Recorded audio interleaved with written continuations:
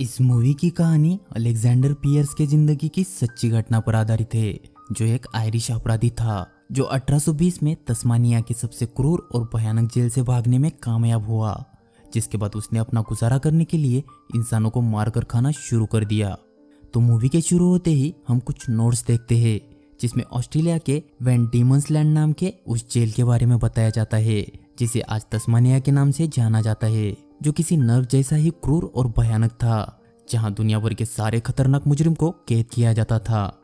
आगे हम देखते हैं कि उसी भयानक जेल से अलेक्जेंडर पियर्स नाम का एक मुजरिम भागने लगता है, इसलिए वहां के पुलिस अपनी शिकारी कुत्तों के साथ उसका पीछा करने लगते हैं। तभी एक पुलिस ऑफिसर उसे पकड़कर उस पर गन तानकर उसे मारने की कोशिश करता है, लेकिन पियर्स उसकी गर्दन पर झपट जाता है और उसे काटकर उसके गले का मांस निकाल लेता है, जिससे वो ऑफिसर वही मर जाता है। तभी वहां तस्मानिया का एक टाइगर आ जाता है, जो पियर्स पर हमला करने की तैयारी में था, लेकिन तभी पियर्स उसकी तरफ वो मांस का टुकड़ा फेंकता है और सीन चेंज हो जाता है। अब अगले सीन में कहानी प्रेजेंट में आ जाती है, जहां मैट और नीना नाम के एक कपल को देखते हैं, जो एक टाइगर की प्रजाति की खोज करने जा रहे थे, जो सालों पहले विलुप्त हो चुकी थी।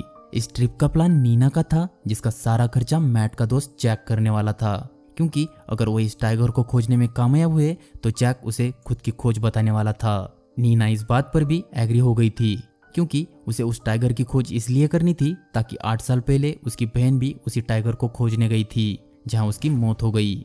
जैक इस ट्रिप के लिए अपनी गर्लफ्रेंड रिबेका को भी साथ ले लेता है और वो सभी लोग मिलकर उस जगह के लिए निकल पड़ते हैं।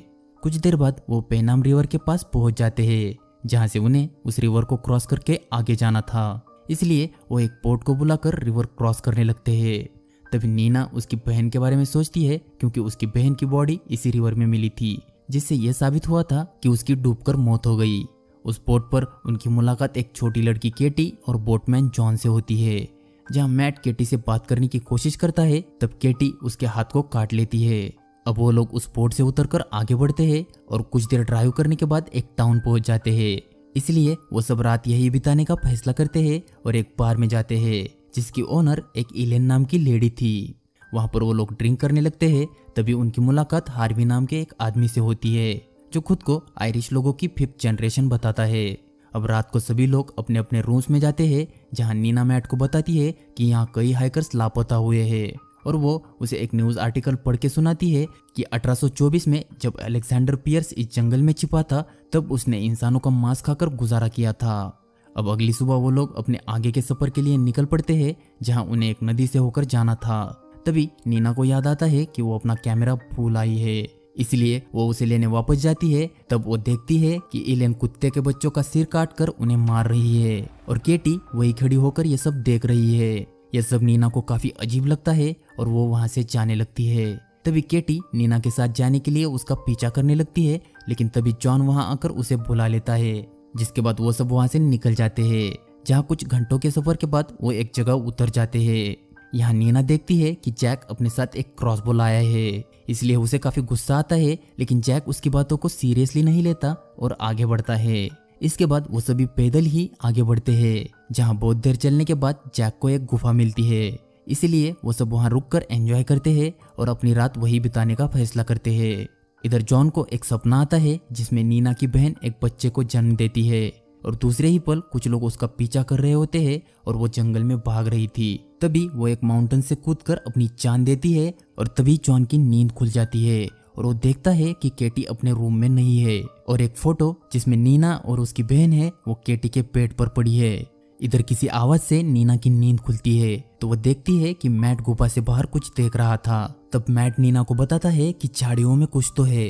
तभी उन दोनों को वो टाइगर दिखता है, जिसे ढूंढने वो सब यहाँ आए थे, इसलिए नीना उसकी फोटो लेने के लिए कैमरा लेने जाती है।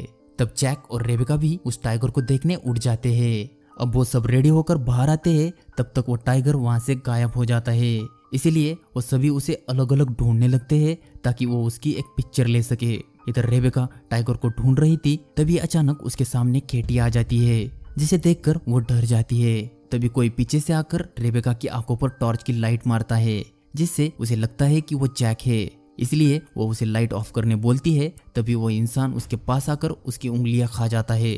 अब वो कुछ समझ पाती इससे पहले ही वो आदमी उसकी गर्दन मरोड़ कर उसे मार देता है। इसके बाद वो आदमी उसके पास जाकर उसके ऑटो को खाने लगता है और ये सब केटी वही खड़ी होकर देख रही थी। इधर बाकी लोगों को रेबेका की फिक्र होती है, इसलिए वो सभी उसे ढूंढने लगते हैं। तभी मैट देखता है कि नीना के कपड़ों पर खून लगा है, इसीलिए वो सब और भी डर जाते हैं और जैक अपना क्रॉसबो लेकर रेबेका को ढूंढने निकल पड़ता है और मैट और नीना वही गुफा में रुक जाते हैं। तभी अचानक उन्हें वहाँ केटी नजर आती है जो नीना के बहन के फोटो को देख रही थी। वो दोनों उसे देखकर चौंक जाते हैं। तभी केटी उस फोटो को देखकर माँ कहती है, इसका मतलब कि नीना की बहन ही केटी की माँ थी। तभी हार्वी और जॉन केटी को ढूंढते ढूंढते वहाँ पहुँच जाते हैं और केटी को लेकर वहाँ से जाने लगते हैं। तभी नीना उनसे बोलती है कि रेबेका और जैक दोनों गायब है, इसलिए जॉन कहता है कि वो उन्हें ढूंढने में उसकी मदद करेगा। तभी हम देखते हैं कि जिसने रेबेका को मारा था वो कहीं बैठकर उसका पैर खा रहा था। इधर जॉन उन दोनों को ढूंढते ढूंढते एक टनल के पास आता है और उनसे कहता है कि तुम्हारे दोस्त टनल के उस पार मिलेंगे, और वो उस पार जाना नहीं चाहता, इसलिए मैट और नीना उसके बिना ही टनल के पार आ जाते हैं। कुछ देर बाद जॉन रोवन को आवाजें लगाने लगता है। रोवन उसी कैनिबल का नाम था जिसने रेबेका को मारा था। जॉन रोवन से कहता है कि उसे ये सब करने की जरूरत नहीं और उसे इस परंपरा का पालन करना बंद करना होगा। तभी एक हत्यारा आकर जॉन के चेहरे के आर पार हो जाता है, जिससे वो वहीं मर जाता है। इधर नीना और मैट को कुछ नहीं मिलता, इसलिए वो वापस टनल के पास आ जाते हैं। तभी वो देखते हैं कि जमीन पर खून और एक इंसानी मांस का टुकड़ा पड़ा हुआ है, जिसे देखकर वो दोनों घबरा जाते हैं। इधर जैक रेबेका को ढूंढ रहा था, तभी अचानक हार्वी वहां आ जाता है, इसलिए डरकर जैक उस पर अपना क्रॉसबो चला देता है, जिससे एक तीर निकलकर हार्वी के मुंह के आर पार हो जाता है। और हार्वी की चीख सुनकर मैट और नीना भी वहां आ जाते हैं और देखते हैं कि हार्वी एक पेड़ से फंसा है, इसलिए मैट उसकी मदद करके उसे वहां से निकालता है और वो सभी वहां से आगे बढ़ते हैं। कुछ देर चलने के बाद उन्हें एक घर मिलता है। तभी हार्वी बोलता है कि यह घर केटी के फादर का है। तब मैट और जैक उस घर के अंदर चले जाते हैं और देखते हैं कि वहाँ काफी सारा मांस रखा हुआ है। तब जैक घर के पीछे जाकर देखता है तो उसे रेबेका के कपड़े मिलते हैं, जिसके ऊपर काफी सारा खून लगा था। तभी जैक के मुंह पर खून की बूंदें गिरती है, इसलिए वो ऊपर देखता है तो उसे रेबेका आधी कटी लटकी हुई दिखती है। ये देखकर जैक पूरी तरह से पागल हो जाता है और उसकी आवाज सुनकर मैट और नीना भी वहां आ जाते हैं और वो दोनों भी काफी घबरा जाते हैं। तभी जैक वहां लगे एक ट्रैप में फंस जाता है, जिससे उसकी भी वही मौत हो जाती है। अब नीना और मैट और भी ज्यादा घबरा जाते हैं। तभी मैट को एक गाड़ी दिखती है, इसलिए वो गाड़ी लेने जाता है और नीना वही उसका इंतजार करती है। तभी हार्वी और रोवन वहां आकर उसे पकड़ लेते हैं। हार्वी उसे बोलता है कि उन्हें अपनी परंपरा को आगे जिंदा रखना है और उसके लिए उन्हें उसकी जरूरत है, क्योंकि उनका वंश आगे बढ़ सके। तभी नीना उस पर हमला करके वहां से भाग जाती है और उसकी चीख सुनकर मैट भी उस घर में आ जाता है और उसे ढूंढने लगता है। तभी उसे घर के अंदर एक और टनल मिल जाता है, जिसे वो पार करने लगता है। तब उसे वहां काफी सारी इंसानी हड्डियां दिखती है, लेकिन जैसे तैसे वो उस टनल को पार कर लेता है और देखता है कि वो पहाड़ के बीचों बीच खड़ा है, जिसके नीचे गहरी खाई और ऊपर एक ब्रिज है। तभी नीना भी भागते भागते उस ब्रिज पर पहुंच जाती है और उसे देखकर मैट वहां से ऊपर चढ़ने लगता है। तभी रोवेन भी उस ब्रिज पर पहुंच जाता है, जो अपने साथ पुराने जमाने की हथकड़ियां लाया था। दूसरी तरफ से हार्वी भी आ जाता है, जिससे नीना वहां से भाग नहीं पाती। अब हार्वी उसे बोलता है कि उसे भागने की कोई जरूरत नहीं, क्योंकि वो उसे जिंदा रखने वाला है।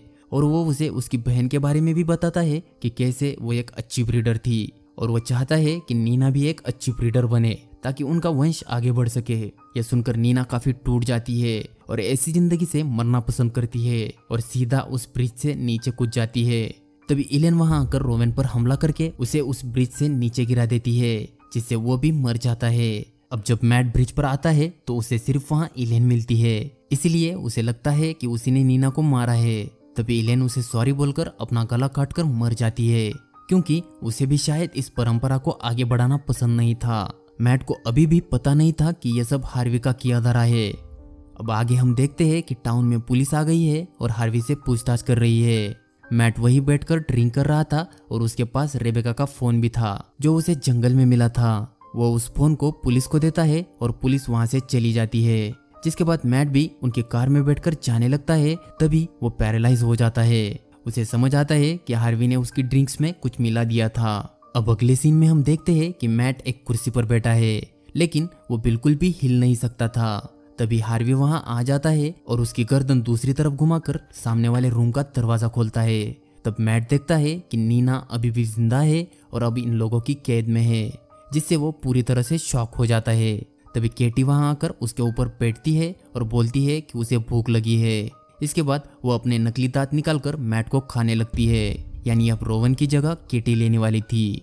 अब अगले सीन में हम देखते हैं कि जब से अलेक्जेंडर पियर्स भागा था तब से इस एरिया में 250 लोग गायब हो चुके हैं और आज भी यहाँ तस्मानिया के टाइगर की मौजूदगी के रिपोर्ट आते रहते हैं। तभी हम देखते हैं कि रेबेका के फोन में उस टाइगर की फोटो फ्लैश होती है जो मरने से पहले उसने खींच ली थी और यहीं पर यह मूवी खत्म होती है।